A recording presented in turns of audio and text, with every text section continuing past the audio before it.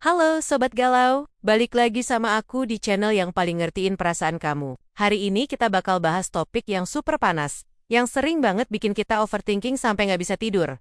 Apa itu? Ghosting. Tapi pertanyaannya bukan lagi kenapa aku di ghosting, tapi siapa sih sebenarnya yang paling sering ghosting, cowok atau cewek? Ayo kita kupas tuntas drama percintaan sejagat ini. Kita semua pasti pernah kan, lagi asaik-asaiknya deketin orang, chat tiap hari, teleponan sampai subuh, rasanya dunia milik berdua.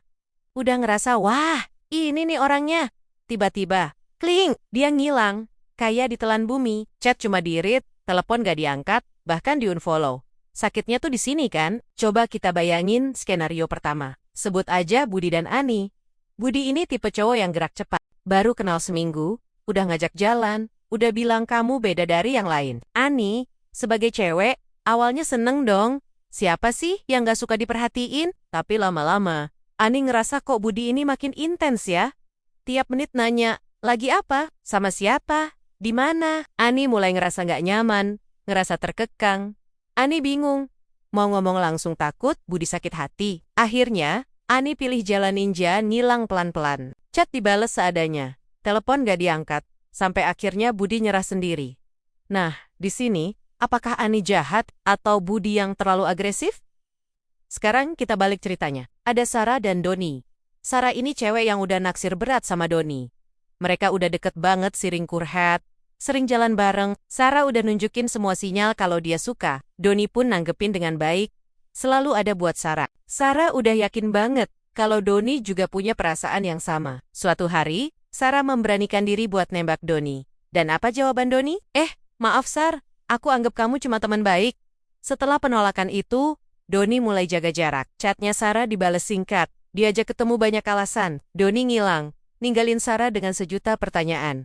Kenapa? Salah aku di mana? Kenapa kemarin kasih harapan? Dari dua cerita tadi, kita bisa lihat polanya kan? Seringkali, ghosting itu terjadi karena ada ketidaknyamanan dan ketidakmampuan untuk berkomunikasi secara jujur. Banyak yang bilang, cowok itu lebih sering ghosting. Stereotipnya, cowok itu nggak mau ribet, nggak suka drama, dan takut komitmen. Jadi, kalau dia ngerasa ceweknya terlalu nempel, atau mulai nanyo-nanenya soal status hubungan, jurus andalannya adalah menghilang. Bagi mereka, lebih gampang ngilang daripada harus ngomong, maaf, kayaknya kita nggak cocok, atau aku belum siap pacaran. Mereka menghindari konfrontasi karena takut menyakiti perasaan si cewek. Padahal, ghosting itu jauh lebih menyakitkan. Bener nggak? Rasanya digantung tanpa penjelasan itu, bikin kita jadi nyalahin diri sendiri. Tapi tunggu dulu, jangan langsung judge semua cowok kayak gitu. Cewek juga jago loh dalam urusan ghosting.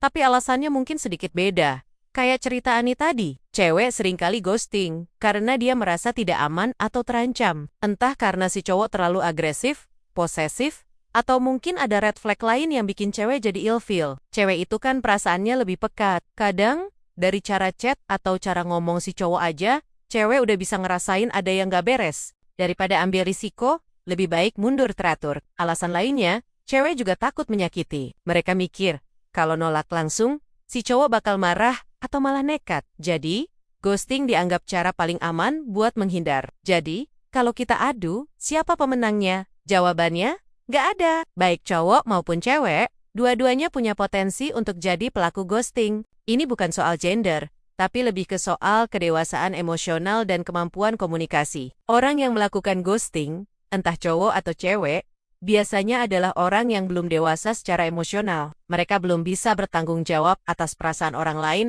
dan belum bisa berkomunikasi dengan jujur dan terbuka. Sekarang, gimana kalau kita yang jadi korban? Sakit, pasti, kecewa, jelas, tapi jangan biarkan itu menghancurkan kamu.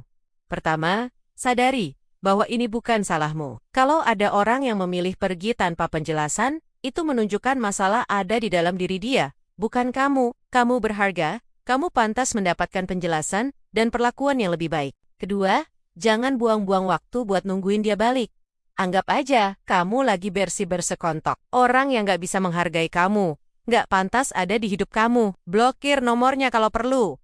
Hapus semua jejak digitalnya. Ini bukan buat balas dendam, tapi buat melindungi hati kamu sendiri. Ketiga, fokus sama diri sendiri. Lakuin hal-hal yang kamu suka. Nongkrong sama temen-temen, tekuni hobi baru, olahraga, atau mungkin fokus ke karir. Tunjukin ke dunia dan ke diri kamu sendiri bahwa kebahagiaanmu nggak bergantung pada satu orang. Ketika kamu bahagia dengan dirimu sendiri, kamu akan menarik orang-orang yang lebih positif dan berkualitas ke dalam hidupmu. Ingat, ghosting itu menyakitkan, tapi itu juga bisa jadi pelajaran berharga.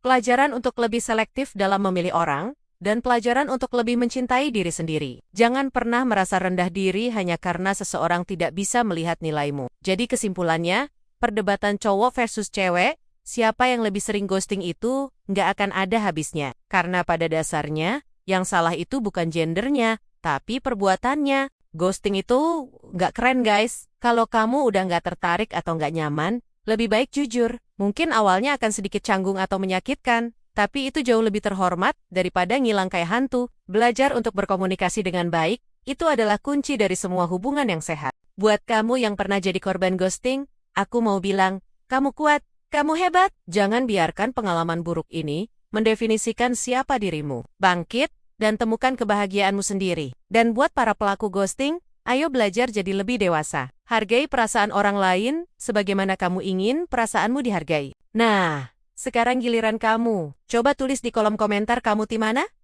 Tim cowok yang lebih sering ghosting? Atau tim cewek? Atau mungkin kamu punya pengalaman de-ghosting yang lebih dramatis dari cerita tadi?